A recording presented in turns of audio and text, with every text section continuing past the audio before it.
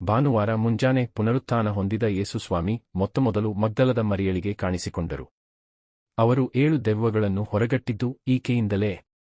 ಈಕೆ ಹೋಗಿ ತಾನು ಕಂಡದ್ದನ್ನು ಯೇಸುವಿನ ಸಂಗಡಿಗರಿಗೆ ತಿಳಿಸಿದಳು. ಅವರಾದರೋ ಇನ್ನೂ ಶೋಕಭರಿತರಾಗಿ ಅಳುತ್ತಾ ಕುಳಿತಿದ್ದರು. ಆದರೆ ಯೇಸು ಜೀವಂತರಾಗಿದ್ದಾರೆ ಮತ್ತು ಆಕೆಗೆ ಕಾಣಿಸಿಕೊಂಡಿದ್ದಾರೆ ಎಂಬ ವಾರ್ತೆಯನ್ನು ಕೇಳಿದಾಗ ಅವರು ಅದನ್ನು ನಂಬಲೇ ಇಲ್ಲ. ತರುವಾಯ ಹಳ್ಳಿಯೊಂದಕ್ಕೆ ಪ್ರಯಾಣ ಮಾಡುತ್ತಿದ್ದ ತಮ್ಮ 2 ಶಿಷ್ಯರಿಗೆ ಯೇಸುಸ್ವಾಮಿ ಇನ್ನೊಂದು ರೀತಿಯಲ್ಲಿ ಕಾಣಿಸಿಕೊಂಡರು.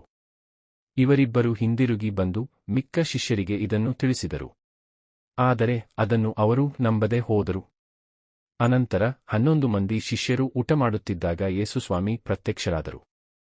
ತಾವು ಪುನರುತ್ಥಾನ ಹೊಂದಿದ ಮೇಲೆ ತಮ್ಮನ್ನು ಕಂಡವರ ಮಾತನ್ನು ಅವರು ನಂಬದಿದ್ದ ಕಾರಣ ಅವರ ಅವಿಶ್ವಾಸವನ್ನೂ ಹೃದಯ ಕಾಠಿಣ್ಯವನ್ನೂ ಯೇಸು ಖಂಡಿಸಿದರು. ಬಳಿಕ ಅವರಿಗೆ, ನೀವು ವಿಶ್ವದ ಎಲ್ಲೆಡೆಗಳಿಗೂ ಹೋಗಿ ಜಗತ್ತಿಗೆಲ್ಲ ಶುಭ ಸಂದೇಶವನ್ನು ಪ್ರಬೋಧಿಸಿರಿ.